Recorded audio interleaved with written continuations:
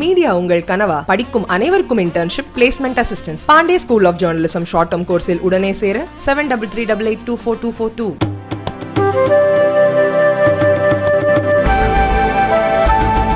வெள்ள பாதிப்புகளில் இருந்து மீண்ட திருச்செந்தூர் முருகன் கோவில் மீண்டும் இன்று திறக்கப்பட்டது. கடந்த 17 மற்றும் 18ஆம் தேதிகளில் பெய்த கனமழையால் தூத்துக்குடி மாவட்டம் வெள்ளக்காடாக மாறியது.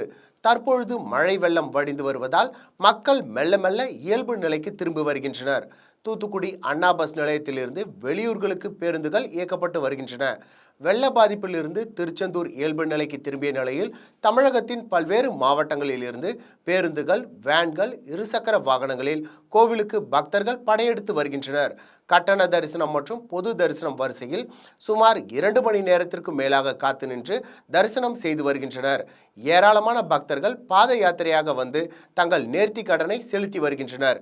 6 நாட்கள் கழித்து பக்தர்களின் கூட்டம் அலைமோதி காணப்பட்ட நிலையில் கோவில் நிர்வாகம் சார்பில் பக்தர்களுக்கு தேவையான பாதுகாப்பு மற்றும் அடிப்படை வசதிகள் அனைத்தும் செய்யப்பட்டுள்ளன.